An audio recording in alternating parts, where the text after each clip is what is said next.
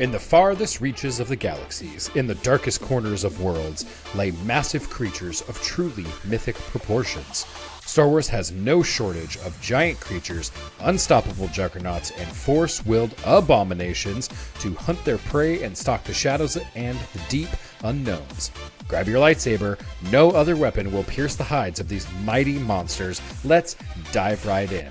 Andrew, we had a really good time in our Patreon pre-episode talking about really everything. I mean, we spent 23 minutes bouncing all over the place, talking about a little bit of Superman, a little bit about internet ads, my experience with the Army, your experience with ads from the Army, our experience with football, and how there's genuinely no empathy left in the world and people need to be nicer to each other and more empathetic. Did I miss anything? No, that's pretty much it. I didn't mention in the Patreon episode that I wanted to, in that David Cornsweet is a super great Superman, and he's kind of hot. It's kind of hot. Dude is a man snack.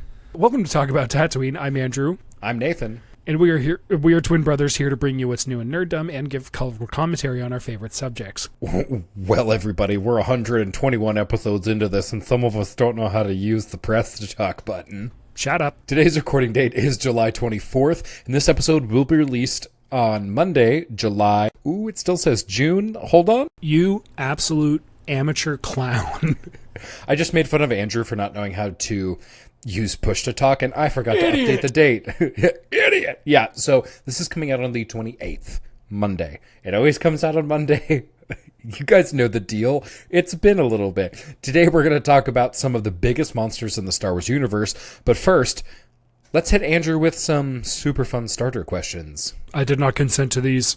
No, he definitely did not. All right, we're going to do a lightning round of Smash or Pass, Star Wars Monster Edition, specifically the non-sentient ones. They need to be non-sentient, they need to be monsters. This is not like gross like icky, this is gross like funny. So let's rip into it. Andrew, Rancor. Smash. Nice. Sarlacc? Smash. Absolutely. Cryat Dragon. It's Crate Dragon, but smash. Zillo Beast. Pass. But those arms, the length, the girth. Okay, Mythosaur. Pass. Any of the Naboo sea monsters. In order of appearance, pass, smash. You picked the big one because it's got them big hands. He's really muscly. Wow. Oh my God. The Terrentitech. Oh, good heavens. The Terrentitech, pass. Gundarks. Smash. The Wampa. Smash. Any of the spiders we've seen. Pass. Nope. 8-legged pass right there. All right, so now that we've had some of our fun out of the way, we know we can stand on business now. Filth. It's one of my favorite things to do. Harold. All right, Tubbs, you can't stay here. Come bounce these boys. All right, Tubbs, you gotta move. You're getting bounced. Andrew, what's your favorite Star Wars monster? I don't know. It's the Rancor. It's got to be the Rancor. Classic. I love Return of the Jedi. It's my second favorite Star Wars movie of all time, so I got to give it to the Rancor. Some would say what about the Sarlacc? That's a very classic monster in one of those movies. And I'm like, no, I'm not a tentacle guy. I don't like tentacles. I'm not about it. They're too slippery and slimy. And I always remember getting really weirded out when it wraps around Lando's leg and tries to pull him in. It's like, come here. And I'm like, no. Yeah, so there's that. Terrible. Okay. So great choice. I would have to pick the Mythosaur because anything Mando makes me man go. So here we are. After making you as uncomfortable as I possibly could, which I don't actually think that's possible, and we've probably lost all new viewers to the podcast, let's pick a few things to discuss. I think we should talk about some monsters from the original trilogy, the prequel trilogy, and from the Star Wars series. Andrew, what do you think about talking about today Sarlaccs, sea monsters, and the Mythosaur? I am so into it. In, at this point, a pretty weird way. Ignore my search history, but I love monster movies, and I love the Godzilla movies. Pacific Rim was also really, really cool, and one could even call the new Superman movie, I'm not obsessed, like a monster movie. If you squint real hard, it's a monster movie. Kaiju are widely known as giant monsters. Yeah, that's essentially what they are. The first Godzilla movie came out in 1954 and is regarded as the first quote-unquote giant monster movie, even though King Kong came out in 1933, so a 20-year gap. The difference between Godzilla and King Kong, who isn't so much a monster as he is just a larger form of an animal. But Godzilla is truly a monster with no other creature as like a similarity. There's not like a little Godzilla running around. Godzilla is completely unique. Godzilla's story isn't just like a surface level destruction, but is largely considered to actually be metaphorical for the fears around nuclear weapons. Japan is the only country to have a nuclear bomb dropped on them, not once, but twice. The event was so destructive that the use of nuclear weapons has been hotly debated, and rightly so. It's the worst weapon mankind has ever created and should never be used again. In our Patreon episode last week, we actually discussed the Doomsday Clock, which is a metric of how close humanity is to destroying itself. It's very close, by the way. It's like 4 minutes to midnight last time I checked. This metric was first created after the events of Hiroshima and Nagasaki because it marked the first ever time that we could clearly see how easy it would be to obliterate every last human on the surface of this planet. An existential threat. Godzilla, therefore, represented a very real and very terrifying threat to the Japanese people. It's an important piece of history to grasp. Thank God, Japan has been able to recover from these twin disasters. In my research, I came along another incident that is often talked about in parallel with Godzilla. I'm speaking of the Lucky Dragon 5 incident. This is also kind of the inspiration for Godzilla, you could say. The Daigo Fukuryumaru and her crew were exposed to dangerous amounts of radiation during the Castle Bravo tests at Bikini Atoll, where the United States detonated the first hydrogen bombs. Every member of the crew was diagnosed with acute radiation syndrome for several weeks, and even the radio man passed away from complications due to ARS. Kubayama Aikaichi is considered to be the first victim of the hydrogen bomb and of the Castle Bravo tests. Kaiju, therefore, are the manifestation of the fears we as humanity now possess and have to live with on a daily basis. The threat of nuclear annihilation never went away. It's lessened a little bit, but if anything, there are even more existential threats now than there have ever been. Climate change is slowly destroying the planet, and new and harmful technologies continue to eat away at our resources and so much more. Looking at you, AI, subscribe to see our episode in the future where we are going to say a lot about AI in the real world compared to its effects in our favorite science fiction story. Humanity continues to ask the question, can we do the thing? Can we press the button? Can we unleash whatever fresh hell is concocted this week? And never ask, but should we though? This is why our stories provide us with a library's worth of cautionary tales while being wildly entertaining at the same time. And Star Wars is in the perfect place to kind of cut in on that.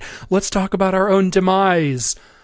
The story is never just about the monsters, but about how humans react to terrible danger and the strength of our spirit and our collective bond when those of us who know what's right act. Brother, very well said. And that was kind of the more serious section of our podcast today. We are going to dilly and dally for the rest of the episode. So that being said, I did say something stupid or forget to say something and mentioned that in the intro I was like, hey, let's talk about these specific monsters, and I forgot about the first one that we're going to talk about, which is Andrew's favorite monster, the Rancor. So the smashable one. Let's talk about one of the most iconic monsters of our favorite galaxies from far, far away, and is probably the first, quote, giant monster people think about in the Star Wars universe. We're not looking for a movie like this. We're looking for a movie like this. A quick contest. There is one massive organism that is pictured in the films before Jabba's Beast Boy. First one to comment the monster we are thinking of, and the first true giant monster in the flesh to appear in the live-action Star Wars movie will pin down below. It's a good one. Don't read the parentheses. Don't read the parentheses. I got it.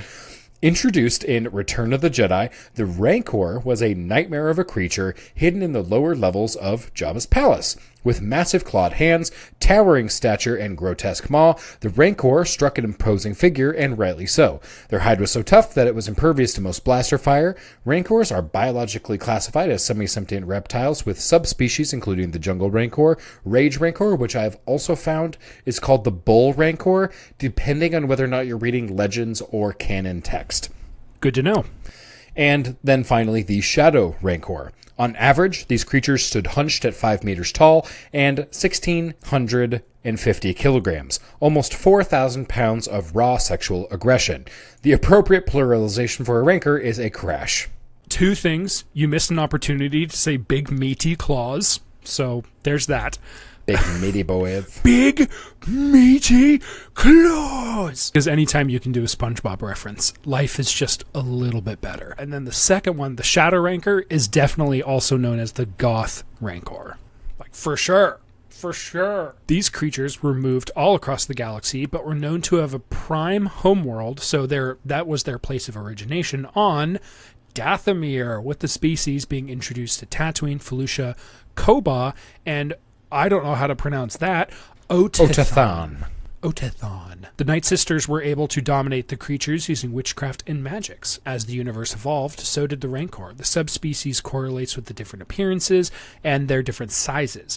We get to see these beasts in multiple subspecies. The Jungle Rancor, also known as the Hunter Rancor, the Shadow Rancor, i.e. the Goth Rancor. I'm not going to say it. You gotta not call it the Goth Rancor.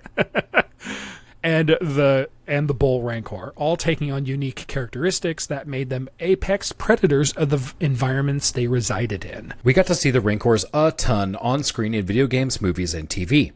We see them on Tatooine with Jabba the Hutt and with Boba Fett. We see them in the animated features like the Clone Wars. We see small Rancors on Rakata Prime during Knights of the Republic. We get to see Rancors as steeds for the Witches of Dathomir. Not only did Andrew mention this as their place of origin, but you can also use them as playable units in the old RTS game, Star Wars Forces of Corruption. And if you're upset that I called this game old, take some Advil from your back and get over it.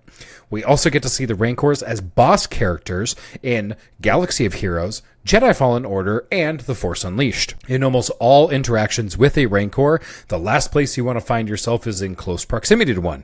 It can easily dash aside multiple enemies, toss you out of sight, or, like our big Gamorrean friends, just bite you in half. Do you remember the Rancors in Jedi Knight Jedi Academy that would chase you around that weird arena? No, I don't. Oh, I guess that's like a core memory for me because I remember being so legitimately scared. It's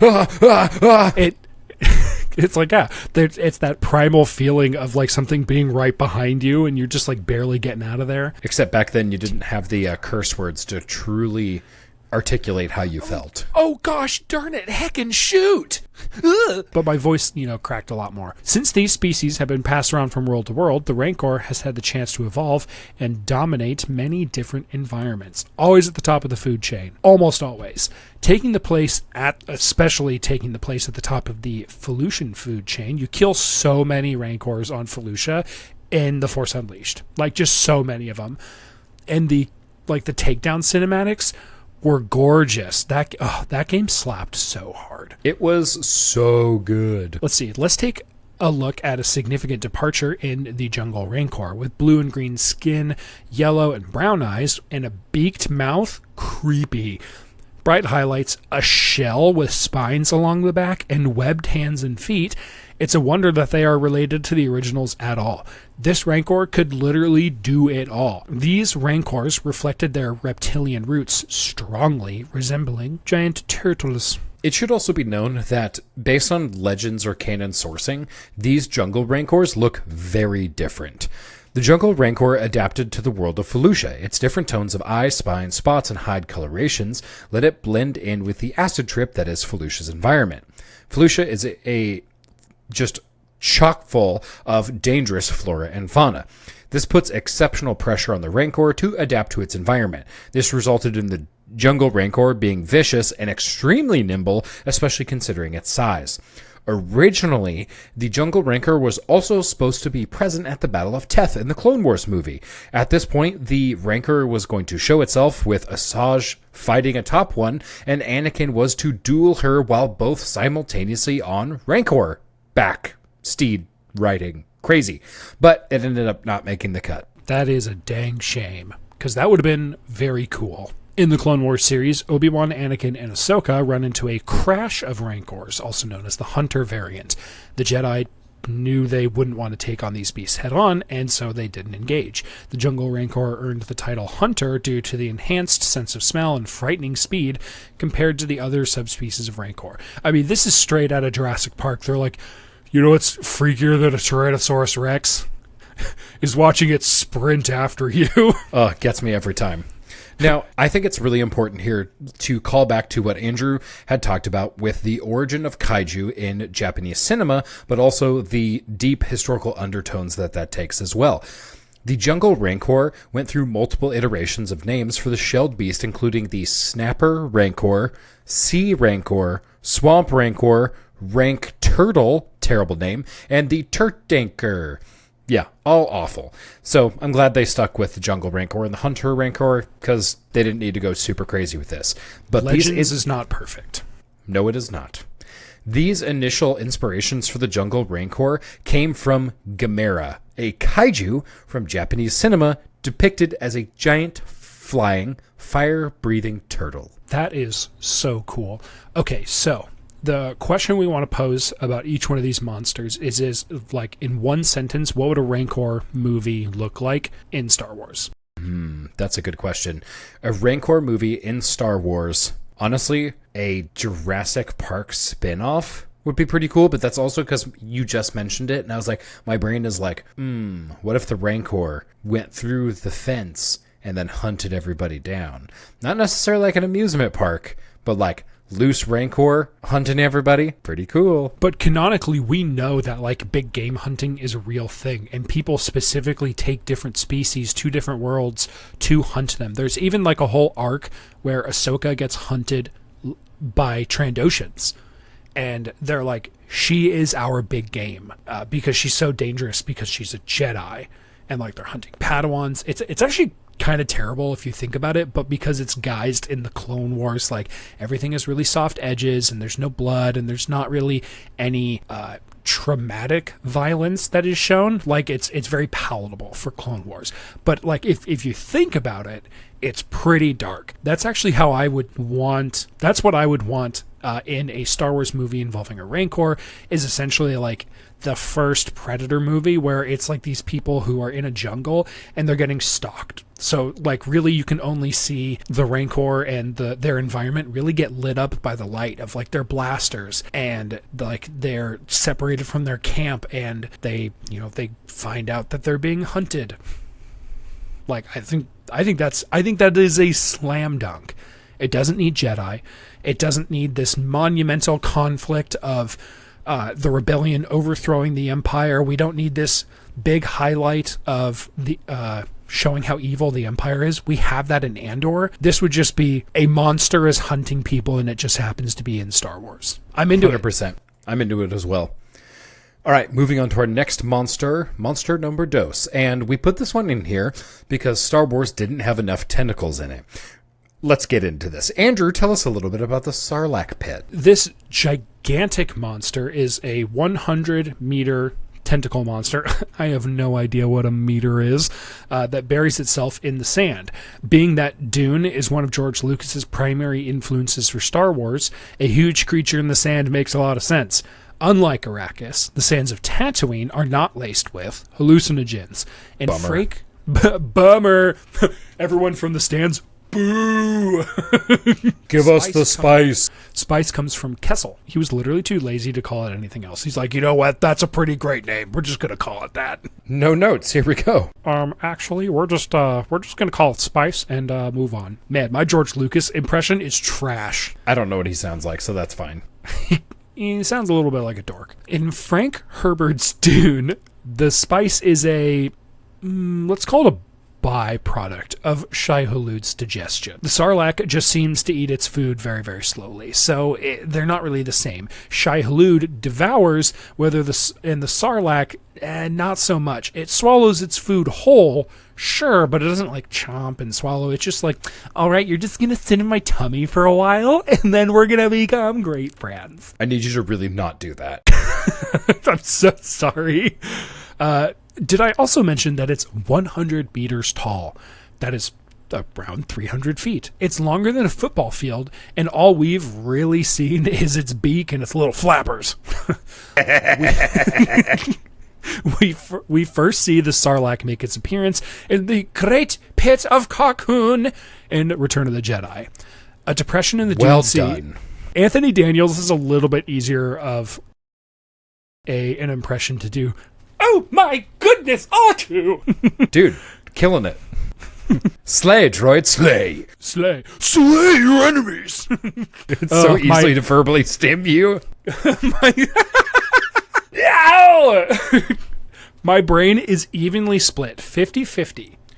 Warhammer and Star Wars knowledge. Skibbity on the other. Verbal stims. And then I get stuck at a desk job where I'm like, how many memes can I put into each email? And some people are not cool with it, and some definitely are, and I really like those people. It just makes the day just a little bit better. Throw a SpongeBob meme in an email once in a while and see how many friends you make.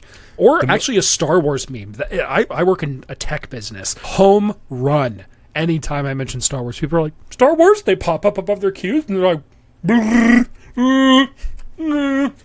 please acknowledge email with Wookiee growl.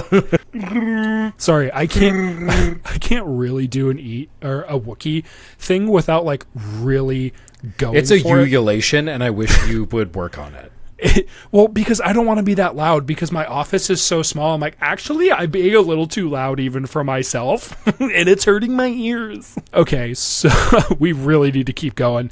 A depression in the Dune Sea. This was Jabba's version of walking the plank, but instead of drowning or being eaten by sharks, those thrown into the pit would suffocate from the digestion gases or perish from the stomach acid itself. The Sarlacc just had a very slow metabolism. It savored his food. In its belly, you will find a new definition of pain and suffering, as you are slowly digested over 1,000 years. So this thing basically just slow roasts you in its stomach for a millennia? All of the dudes in their 30s and 40s with a smoker are like, oh, dude, did I just make a new friend with the Sarlacc? Up top, dude. What kind of brine do you use? Bro, I bet that Gamorrean's just falling off the bone right now. Listen, those little oinkers are really gonna like satisfy if you like hit them with an apple cider vinegar spritz every like 30 to 40 minutes, bro. It's really gonna slap. It's gonna take your digestion game up a notch. Don't let the Tuscans hate on your game. Bantha, also a really good alternative to human and Gamorrean meat. Human? What did Jabba put in the belly of the Sarlacc? Humans and aliens. He wasn't throwing Hutts in there, probably. Ooh, Hutt sausage. He probably was. He probably was. You're right. He probably did. He's like, these people are my competition. It's like, dude, that was your first cousin. He's like, yeah, that's what I said. My competition. Did I stutter? Ho, ho, ho. Ho, ho, ho. Bring me Solo and the Wookiee. And barbecue sauce. Not only that, but the inside of the Sarlacc contains some way of secreting neurotoxins, thus paralyzing its prey so they can be digested for, well, about 1,000 years. That's terrifying. I didn't know that until you wrote it down. Barf. Yeah, it's wild. So this does make sense. I mean, you wouldn't want your dinner just crawling its way out of your mouth after a few days, also barf, and trying to climb out of your esophagus. That's basically a high-stakes slip and slide, if you think about it. So Boba Fett climbing out was basically the Sarlacc like slowly throwing up for like an hour. That is a different kind of torture. It's like, I gotta barf. You may be thinking of Boba Fett, like we said, how we know in Legends he crawled his way out, and now officially in canon we know that Boba Fett's armor did the lion's share of the work, keeping him alive so he could eventually get out. So apparently Beskar is pretty well sealed, like the Mandalorian Smiths and their engineers do a good job. I can't imagine how terrible it would be to get thrown into one of these as a method of execution. Walking the plank seems pretty awful here. If that were me, I would be saying, can I opt in for the firing squad? 100%. I don't really want to be manhandled by tentacles, swallowed, and then get paralyzed by neurotoxins, only to die of dehydration or the world's weakest vat of acid. Any thoughts on this one? Any final leaving thoughts on our tentacled monstered pit hole friend? As far as like how a Sarlacc would be portrayed in a movie more than what we've already seen, I don't think you could make a monster movie around the Sarlacc. It is a cool monster. I don't think there's anything, because they're mostly stationary. Like, I don't think you could do it. No, it wouldn't be very good. Very compelling monster, very scary, but like, I don't know, unless they could figure out like a way for it to slither through the sand and like actually hunt people, like I'm assuming that the Great Pit of Carcoon and the Sarlacc therein probably doesn't move very often because he's like, why would I move? This guy keeps dumping people into my mouth for free. The Sarlacc has to be able to move, right? Probably originally, I think what happens, now you Star Wars nerds out there, please quote me on this. You guys can leave a funny comment if you'd like, but my understanding is that a young Sarlacc moves around until it basically finds a feeding ground, and once it does, it just holds up forever until it dies, and it waits for things to fall into its mouth. That cannot be an effective way of hunting. Trap spiders hunt that way. Yeah, but trap spiders can move around. That's true, and they're really, really fast. But They're, I mean, like, think of it this way: if fast. a bantha falls into your mouth, you just like add 5 years to your health bar, basically. I wonder if the Sarlacc, because it makes like a depression in the sand, that the top of that depression from a long ways off in the heat haze looks like a pit of like an oasis. And I wonder if that's how it actually attracts its prey, because they think, oh, there's water over there, the thing that I will die if I don't drink more of in the next hour, because it's a huge desert. Like what they filmed in the Sahara or something. It's very inhospitable. This is a monument to man's arrogance. And if you know that quote, let us know in the comments. Ibuprofen, take it. Take it right now. We need to move on to our next monsters, because they're all going to kind of come sequentially. They're all going to arrive sequentially. We are going to talk about them sequentially. There's always a bigger fish. You bet your little flipper there's always a bigger fish. I think the underwater scene in Naboo is a great scene. I really enjoyed how creative the team got here with these. The creatures we see here today are truly enormous, and the entire scene takes place in a really fun place called the Naboo Abyss. I didn't know it was called that. Super cool. Terrifying. Okay. Yeah, so underwater movies are already really kind of scary and I think are really thrilling in that regard. So in underwater movies of people exploring Naboo would be awesome. Think like The Meg, but not as silly, and mix that with Jaws. Jaws and like Atlantis. Like you could really do something with that. Like the Lost City of Atlantis cartoon, which is underrated in my opinion. Oh, hell it's yeah. So good. I'm sure this could be some really cool blue-green card to appear in Magic the Gathering. Actually, to our Patreons, I'm almost done making a blue-green sea monster deck because I was directly inspired by this episode. And if you want to play games with us, join our Patreon. We play kind of all the time. Like, our Patreon is like the first place we go to if we're like, does anyone want to play a game? And people are like, heck yeah, dude. Like, for sure. Like, did you just banana bread that cadence? Dude, I got some banana bread, dude. And we're going to do some hell diving and play some Magic the Gathering, dude. Okay. Support our podcast to do fun things. Fun things. The monsters we see in quick succession are the OPC killer. Is that really what it is? The OP? OPEE? Yes. The Colo Clawfish and the Sando Aqua Monster, also known as Big Sando. The OPC killer. It's a big old shrimp. It's a big old shrimp and a lampfish. I hate what are they called? Anglerfish. I had to do a report on them in like first grade, and I was like, scars forever. The ocean is terrifying. Yeah, it is literally like a shrimp and a lampfish had a gargantuan love child. This creature is 20 meters long, reddish-orange, incredibly tough, with armored plates, and sports a double row of teeth. It is so freaking scary. This is perfect movie material. Other than Naboo, this creature is also found on Strokill Prime. We don't know if this was... Identical animals don't really evolve separately on different planets. It doesn't happen.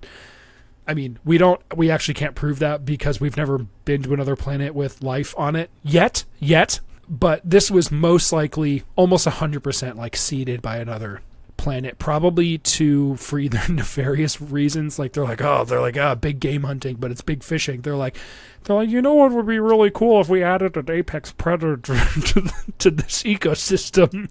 Nothing could go wrong. This fish is jet propelled. I'm not even kidding. The wiki here says that the fish moves by taking in water through its mouth and expelling it through the vents in its back. It literally has a turbo mode. No, thank you. Can you imagine something like moving and then it's just like it just like zips through the water really quick and you're like, ha, no, pugunk. I'm not dealing with this today. Also, this giant fish is the embodiment of what that mouth do. I can't believe you made me say that. It's got a prehensile tongue and it uses it to reel in its prey and Gungan subs alike. It's a real freak. I love writing stuff for you so much. We're moving on to the Kolo clawfish. This is a fish that looks like a giant eel, but it's got an additional set of mandibles, or to be anatomically correct, face fingers. Gross. No. Hashtag face fingers. Hashtag big meaty claws. This creature is 40 meters long. Do you see the pattern yet? That's because 40 is twice as big as 20. Actually, you can't really see a pattern until you have 3 different occurrences minimum. It's almost as if each fish is just a little bit longer than the fish before, leading the viewer to believe that there are infinite amount of ever-increasing fish. If the math persists, the 17th or so fish would be the size of Pluto. Maths. Make some pretty wild assumptions there about what I think about fish, but okay. All right. With a giant maw, bioluminescent skin, and those extra meaty muscles, those mandibles, the Kolo clawfish were dangerous predators. Also, they are poisonous. Fun. Of course they are. Why would something that big need to be poisonous? That's literally what I was about to say. It's like, why does it need to be poisonous? It's like, it's so I can paralyze my prey. It's like, dude, you freak. Just bat it aside with your giant face finger. First of all, you nasty.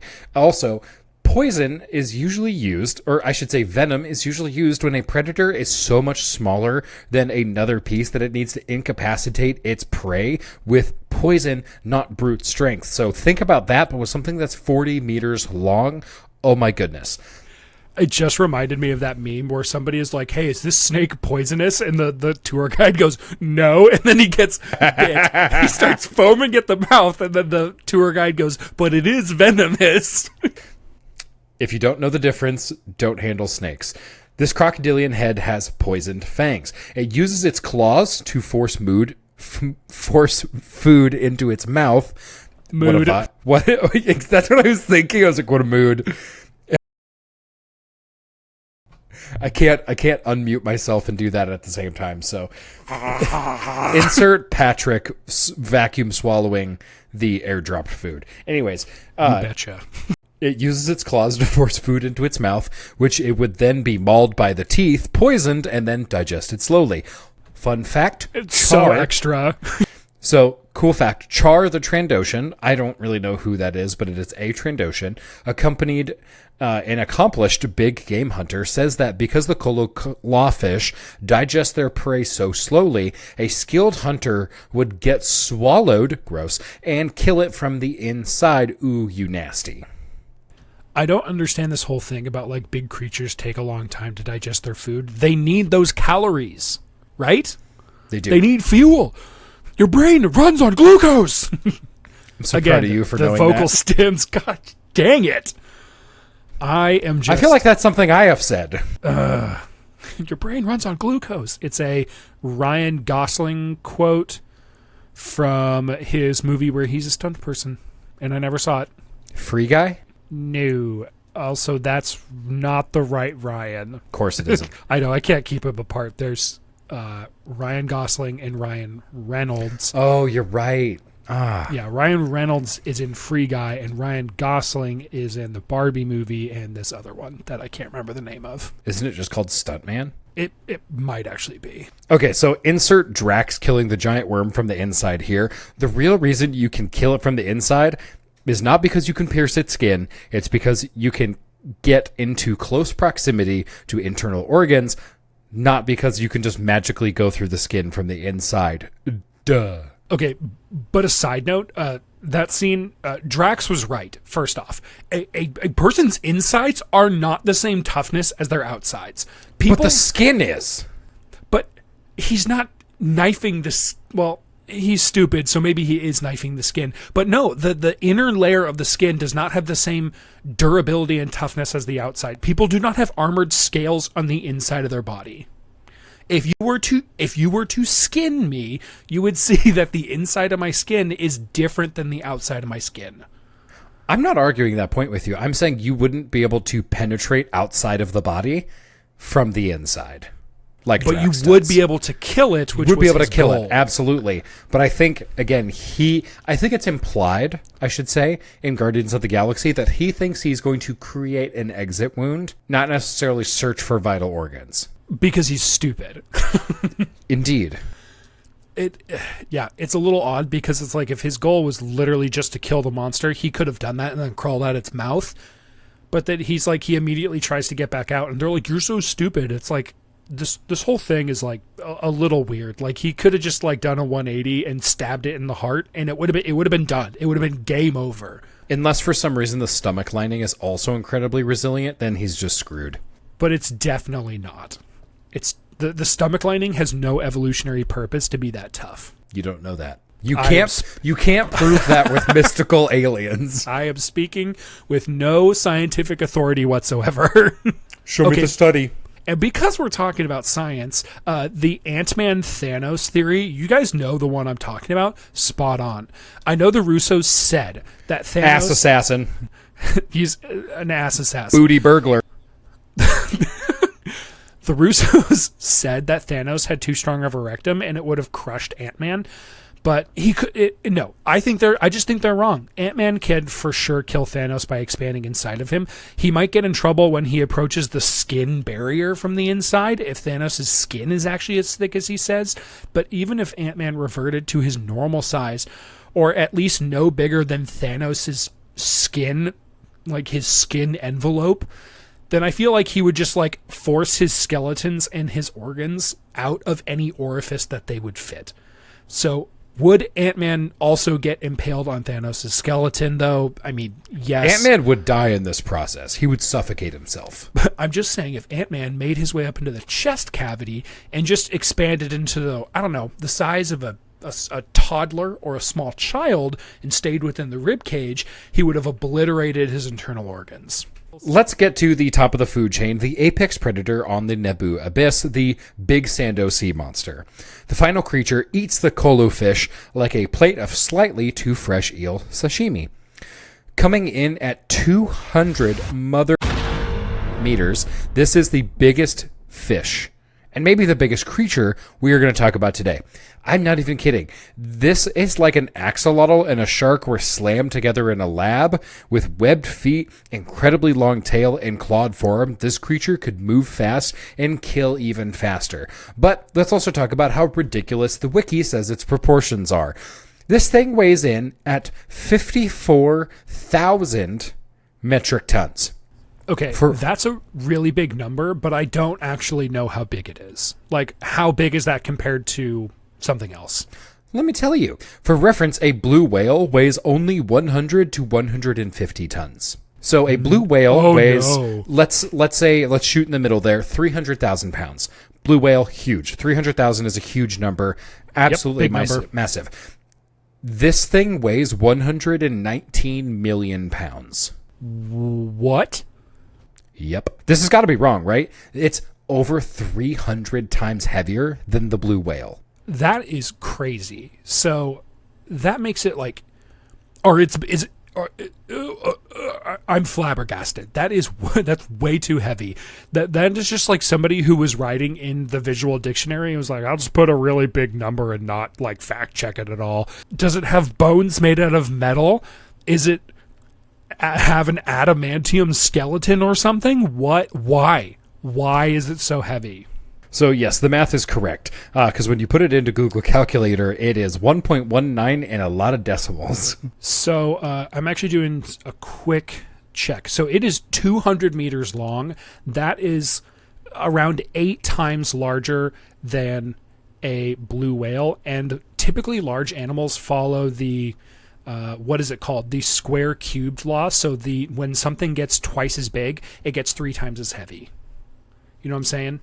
Yes. So I didn't actually do the math, and I wish I would have. Maybe someone in the comments, like 200 meters. That's huge. Maths. We're going to do the maths. Yeah, it's still not, it's nowhere close. So if you triple 153 times, that comes out to 4,000 tons, not 54,000.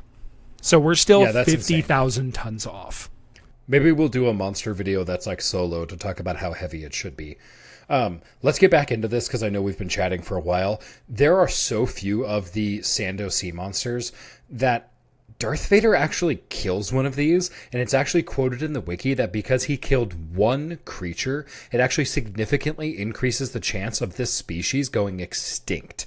Super sad. And the reason he did this is because there's actually a rebel cell on Naboo that lured Vader to the planet and then attracted a Sando sea monster to his underwater location in an attempt to kill him. Super creative, didn't work, really sad outcome. I cannot describe how cool of a movie that would make. Imagine Darth Vader getting stuck underwater, only with the glow of his lightsaber to guide him. In the darkness, Vader realizes he's not alone. He turns off his lightsaber and reaches out with the Force to center himself under the waves. The camera pans out impossibly far, showing a vast field of emptiness, only for the Leviathan of Naboo to slowly come into view. This would be the same visual trick used in The Incredibles 2, where our eyes kind of take a second to adjust to the darkness when Elastigirl enters the screenslaver's apartment, and once our eyes dilate enough to accommodate the darkness, we see the outline of his mask just standing there, menacingly. Seriously, though, sea monsters are so scary. They make such compelling thrillers because the things that lurk in the water can grow to be such immense size. So our last monster we want to talk about today is actually the Mythosaur. This is going to be our shortest segment because this monster has been done dirty in canon, but is on its way back to revival. I can confidently say that this is one of the coolest beasts we have ever seen in the Star Wars universe, and we've only seen part of it. The Mythosaur skull has long been a symbol of the Mandalorian clans for basically forever. We know that the Mythosaurus is a giant dinosaur-esque creature that used to be mounted in battle by Mando warlords. Bad ass. Love it. Then they went extinct. Can't imagine why a animal that was used in warfare suddenly died off. Super weird. Anyway, there needs to be an entire movie set on finding and preserving the Mythosaur. Hands down. Let's see it. Let's do it.